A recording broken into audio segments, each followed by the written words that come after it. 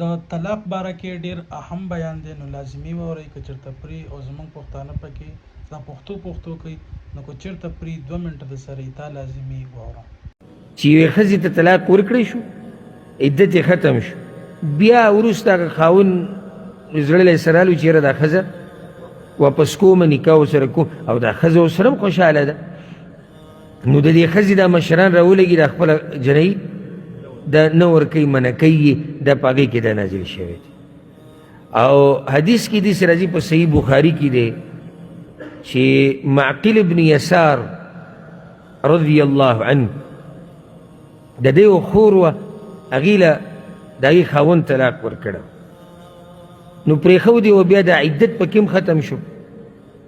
چې کله د عدت ختم شو نو دغه زوړ خاوند بیا څه وخت بعد راغی او دغه خپله زړه ښځې بیا واپس کړله. زړه ښځه ورته ولې وایو؟ عدت ختم شوی. نو هغه وایي نه، دا خو دله جنت درکړو. او بعضې روایتونو کې داسې راځي چې ده ورته ووایي چې یا لکع ای سپک انسانه، د خپل اوښي ته یې وایي اکرمتک بها وزوجتکها فطلقتها، ما تاله دومره عزت درکو، خور مې درکړه، تا طلاق یې کړه. یعنې سړي زړه ته دا خبر راځي چې ما دله ثابت انسان درکو او تاسې چل وکړو طلاق یې کړه. اگر که دا خبره داسې ښه نه ده چې سړی زړه راولي، ځکه چې صحیح ده تا خو خور ورکړې ده، اوس داسې مسله راغله چې بله لار نه وه، نو لازم نه چې یو سړی به مثال کې تاله خور درکړي، د خور د اسمان نه راکوز شوي ده، که دا هر څه کېږي خو د طلاق ټکې به ته نه وې، کېدای شي بله لار نه وه. الغرض هغه نه ورکوله او قسم یې وکړو، وی په الله مې د قسم چې دا تا ته به نه راواپس کېږي.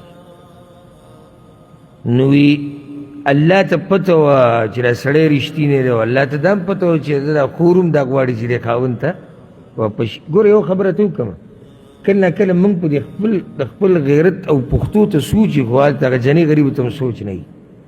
یعنې زموږ ټول سوچ څه ته خپل غیرت او پښتو ته. لکه اوس یو سړي لور راشي کور ته او یې خاوند وهلی یم، دی ورته کښېنه زه ګورم در سره. هغه غریبه دا غواړي چې زه اوس واپس لاړی، دا خاوند دی، ښځه د منځ کې والټه کول لازي، هېڅ خبره نه.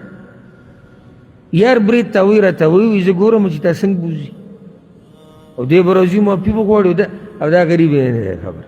نو په پښتو او غیرت کې د چا ژوند تباه کړو؟ د هغه لور او د خور ژوند یې تباه کړو. دا ته ورته داسې ووایه الټه، ګوره هوښیار پلار داسې چې زه خیر دی لور دا کور کې راځي، ها اوس که ظلم او زیاتۍ شروع کړی نو ته هغه په یو طریقه پوهه که. په هر ځای کې خلک پښتو او غیرت نشي راښکاره کولی. کله سړی اوږه کوزه وړي، مجبورۍ د لاسه او د دې رشتې د ساتلو د لاسه، هر ځای کې سړی نه نیغ نیغ کېږي. ته خو په کور کې ناستې په ارام ډډه دې لګولې ده، خو ته څه خبرې چې د لور په زړه بیا څه تېرېږي او د خور په زړه څه تېرېږي، او چې کور کې درته کېناسته بیا به یې وساتې ټول عمر، بیا به هم ته د خپلې ښځې سره لګیایې بنګ بنګ بکې په کمره کې چې دا راته هم ناسته ده. نو پرېږده چې دا خاوند سره یي، که جګړه نیمه پکې راله سي چلو شو، پوهې کوئ نه خیر دی بچیه. رسول صلی الله علیه وسلم ورغی په فاطمه پسې رضی الله عنها، دا د دنیا په لوڼو کې نازبینه لور وه ده، او تپوس یې ته وکړو تره زویلې چې شو علي رضی الله عنه، وی هغه ما سره څه خبرې واړولې بهر ته وتې. رسول صلی الله علیه وسلم پسې بهر ته ووتو، نو هغه مسجد نبوي کې په خاورو کې په شګو کې پروت.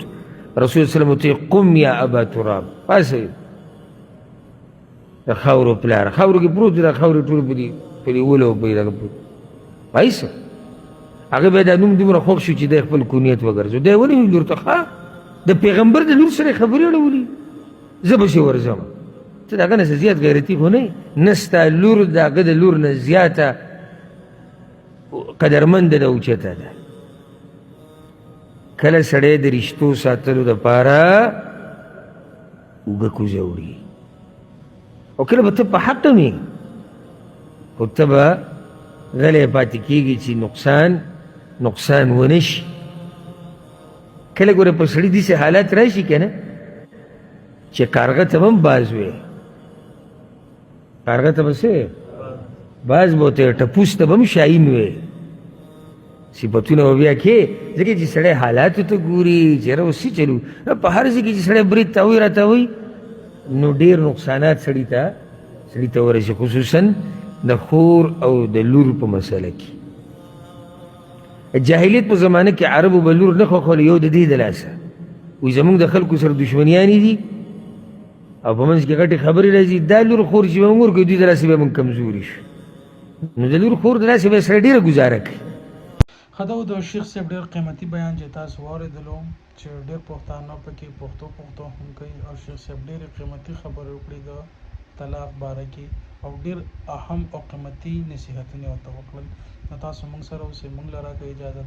السلام علیکم ورحمت الله.